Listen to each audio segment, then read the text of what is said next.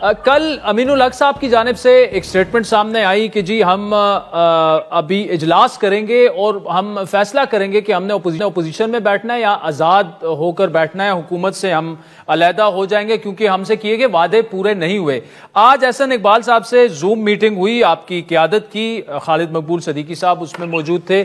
کیا اب معاملات سیٹل ڈاؤن ہو چکے ہیں یا ابھی بھی ایم کیو ایم کا فیصلہ اٹل ہے کہ آپ نے اجلاس کرنا ہے اور اس میں فیصلہ کرنا ہے کہ آپ نے اپوزیشن بینچز پہ آ جانا ہے؟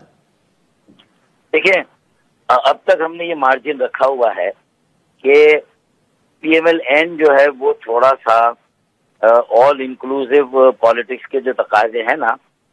اس کو پورا کرنے میں کہیں کہیں ناکام ثابت ہو رہی ہے نا۔ دیکھیں، ان کے پاس اپنی ترجیحات ہے، اپنی ایک سیاسی جماعت ہیں، ان کے اپنے لوگوں نے الیکشن جیتا ہے، لیکن ان کو نمبر وائز ہماری اس طرح ضرورت ہو نہ ہو، لیکن یہ ہے کہ معنویت میں ہمارا ان کے ساتھ ہونا ان کے لیے بڑا اہم ہے، وہ یہ سمجھتے ہیں۔ اچھا، ہم بھی کسی طرح کی بلیک میلنگ نہیں چاہتے یا کوئی ایسی شرائط نہیں رکھنا چاہتے جس سے کہ مزید عدم استحکام ہو، اسی لیے ہم نے کوئی 26ویں آئینی ترمیم پر ہم بھی اپنے در کے 8-10 چکر لگوا سکتے، جیسے مولانا فضل الرحمان صاحب نے لگوایا، ہم نے تو یہ بھی نہیں کیا۔ ہم نے تو اس وقت کہا کہ جو آئینی ترمیم ہے ایم کیو ایم کی اس کو بھی شامل کر لیں تاکہ اس ملک میں یہ جو ایک شراکتی شمولیتی اور ایک حقیقی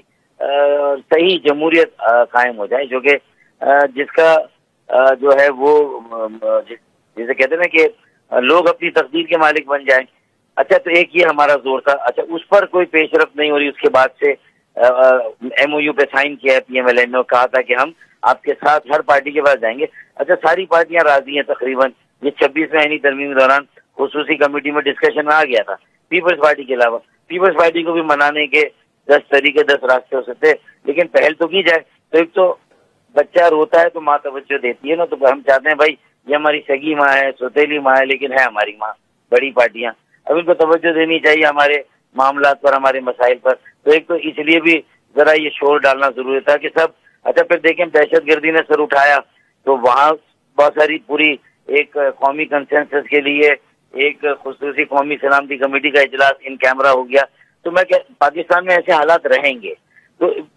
یہ جو کراچی کی اہمیت کو آپ نظر انداز دیکھیں، یہ مہاجروں کا مسئلہ نہیں، ایم کیو ایم کا مسئلہ نہیں، یہ کراچی میں رہنے والے ایک ایک پاکستانی شہری کا، جس میں ہر زبان بولنے والا پاکستانی، ہر علاقے پاکستانی، اور پھر یہ وہ شہر ہے جس کا تعلق پاکستان کے پورے 25 کروڑ عوام سے اور پورے پاکستان کے۔ ڈاکٹر صاحب، میں آپ سے بالکل ایگری کرتا ہوں، اس میں کوئی دو رائے نہیں ہے، لیکن اب فیصلہ کیا ہوا؟ احسن اقبال صاحب آپ کو مطمئن کر پائے یا نہیں مطمئن کر پائے، اور آپ جا رہے ہیں؟ دیکھیں، بل ایک تو بل کا مسئلہ تھا نا، دوسری وہ کب آئے گا آئینی ترمیم بل۔ اچھا، ہم نے کہا ووٹنگ کے لیے لے آئیں، اگر پیپلز پارٹی نہیں سپورٹ کرتی ایکسپوز ہونے دیں، جو پارٹی نہیں کرے گی لوگوں کے سامنے ایکسپوز ہوگی کہ یہ کیسی ڈھکوسلا جمہوریت کو سپورٹ کر رہے ہیں کہ سارے اقتدار اختیار ہے تو مرکز میں رہا 50 سال، اب 20 سالوں سے یا 15 سالوں سے یہ اب صوبوں کو دیا گیا ہے، اور صوبے بھی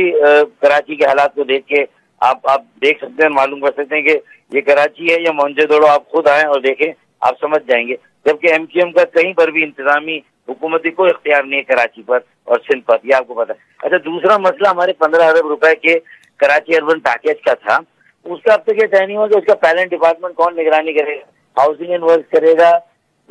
یا کوئی اور پلاننگ اینڈ ڈیولپمنٹ کرے گا، اس کا نوٹیفیکیشن نہیں ہو رہا بھائی۔ 9 مہینے ہو گئے اس بجٹ کو، 15 ارب روپے کاغذ میں رکھے۔ تو ڈاکٹر صاحب کیوں نہیں قطع کلامی کی معافی، کیوں نہیں آپ وفاقی حکومت سے پھر نکل ہی آتے؟ اب کل کی آپ بات، امین الحق صاحب کہہ رہے ہیں ہم فیصلہ کریں گے، اپوزیشن میں بیٹھنا ہے، آزاد بیٹھنا ہے۔ مصطفیٰ کمال صاحب کہتے ہیں یہ پارٹی پالیسی نہیں ہے، نہ پارٹی پہ کہیں پہ ڈسکس ہوا، اور اس وقت گورنمنٹ کو ڈی اسٹیبلائز کرنا، گورنمنٹ سے نکلنا وہ ملک کے مفاد میں نہیں ہے۔ کل نیشنل سیکورٹی کونسل کا اجلاس ہوا ہے، تو پارٹی کے اندر بھی آپ مطلب پہلے فیصلہ تو کر لیں کہ آپ نے پالیسی لائن کیا لینی ہے باہر آ کے۔ دیکھیں، یہ جو آپ کہہ رہے ہیں نا کہ دیکھیں پالیسی لائن کا مسئلہ نہیں، کنوینئر سے بات ہوئی امین الحق بھائی کی، امین الحق نے ایک بیان دیا، کیونکہ تنگ آمد بجنگ آمد ہوتا ہے نا بھائی، جب پارٹی میں بھی ہم سب کو اگر ساتھ لے کے نہ چل سکیں تو کبھی کبھی کوئی ایک آدھ ہمارا ساتھی بھی تو تھوڑا سا ناراض ہوتا ہے نا، تو ناراض ہونا یہ تو ایک سیاسی عمل کا حصہ ہے نا۔ نہیں ڈاکٹر صاحب، اس میں ناراض امین الحق صاحب ہیں یا مصطفیٰ کمال ہیں؟ نہیں میں تو مثال دے رہا ہوں، اس مثال کا مطلب نہیں کسی میں لاگو کر دیں آپ، مثال دے رہا ہوں۔ تو اگر ایک پارٹی بھی ناراض ہو بڑی پارٹی سے، اچھا دیکھیں اگر ہمیں ایسا ہوتا نا کہ کوئی بلیک میلنگ، تو پھر تو یہ جو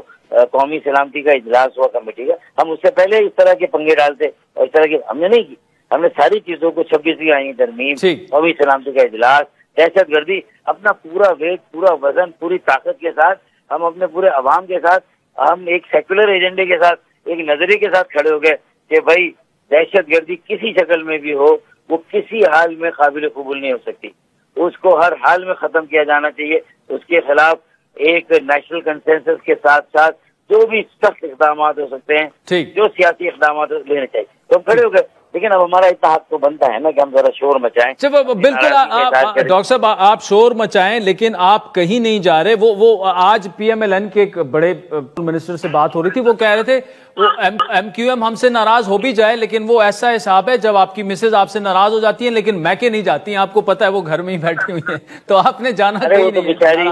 ارے وہ بیچاری تو میکے جا کر بھی پھر واپس آ جاتی کچھ دنوں کے بعد۔ وہ کون سا کہہ رہی کہ میں مستقل علیحدہ ہونا چاہتی ہوں۔ دیکھیں اللہ کرے ایسا ہی ریلیشن ثابت ہو کہ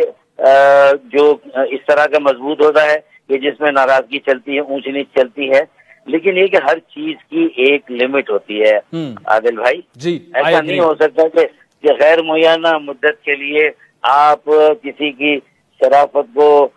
جو ہے وہ اس کی مجبوری اور کمزوری سمجھ لیں، ایسا نہیں ہونا چاہیے نا۔ یہ والے جملے بھی تو آخر میں آتے ہیں نا، اور یہ اس طرح کے انتباہ آئیں گے، وارننگ آئے گی، تبھی تو یہ ماں بچے کی طرف توجہ دے گی نا۔ اور